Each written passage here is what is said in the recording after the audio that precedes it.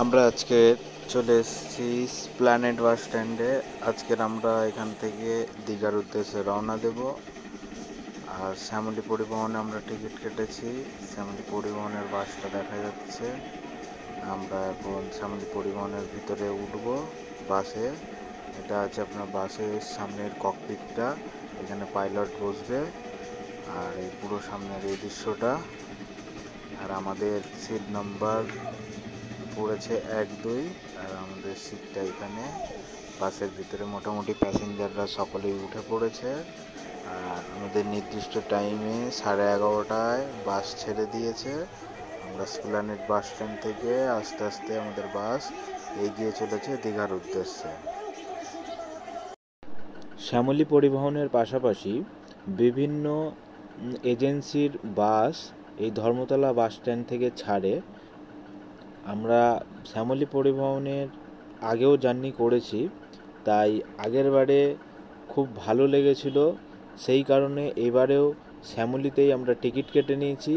শ্যামলীর টিকিটের ভাড়া আপনারা অনলাইনে অফলাইনে দুটোই কাটতে পারবেন।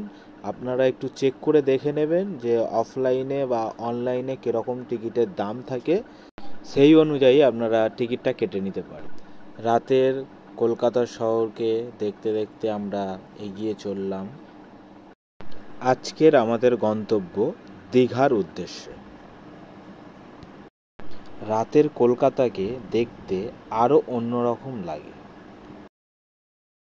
প্রথমত, রাতে বাসে করে দীঘায় যাওয়ার উদ্দেশ্য একটাই, যদি আমরা সকালবেলা বাসে বা ট্রেনে করে দীঘায় পৌঁছাতাম তাহলে আমাদের সময় লাগতো 12টা, দুপুর 12টা 1টা। সেই কারণে আমরা রাত্রিবেলা যদি যাই তাহলে আমাদের পুরো দিনটাই আমরা ওখানে পাবো। আর শ্যামলী পরিবহনের বাস টাইম থাকে 4:30, কিন্তু বাস অনেক আধা ঘন্টা আগেই দীঘাতে পৌঁছে দেয়। যেই কারণে আপনারা হোটেলে গিয়ে লাগেজটা রেখে আপনারা ভোরবেলা মোহনা বা অন্য কোনো জায়গাতেও আপনারা ঘুরে আসতে পারবেন। আমরা দীঘায় পৌঁছিয়ে হোটেলের রিসেপশনে লাগেজ রেখে আমরা চলে গিয়েছিলাম মোহনার উদ্দেশ্যে। মোহনা থেকে আমরা যখন ঘুরে আসি তখন আমাদের হোটেলের রুম রেডি ছিল। অবশেষে 1.5 ঘন্টা জার্নি করার পর আমাদের প্রথম স্টপেজ কোলাঘাটে দেওয়া হয়েছে নিউ ঘোষ অ্যান্ড রেস্টুরেন্টে। এখানে বাস 20 মিনিট মতন হল্ট করবে। রাত্রিরে যারা ডিনার করার এখানে ডিনার করতে পারেন, এবং সুন্দর টয়লেটের ব্যবস্থাও এখানে আছে। যেই কারণে শ্যামলী পরিবহন থেকে শুরু করে এক্সপ্রেস লাইন, গ্রিন লাইন সমস্ত বাসই এই রেস্টুরেন্টে এসে দাঁড়ায়। আর এখানে খাবার কোয়ালিটিও মোটামুটি খুবই ভালো। রাত্রিবেলা বাস জার্নি করার উদ্দেশ্য একটাই, রাত্রিবেলা কোলাহল মুক্ত একটি পরিবেশ থাকে আর খুব ধীরে সুস্থে ভালোভাবেই বাস জার্নি করা যায়। যেহেতু রাস্তা ফাঁকা থাকে, কোনো সিগন্যাল সেরকম থাকে না, সেই কারণে খুব ভালো। আর রাত্রিবেলার পরিবেশটাই একটা অন্যরকম থাকে।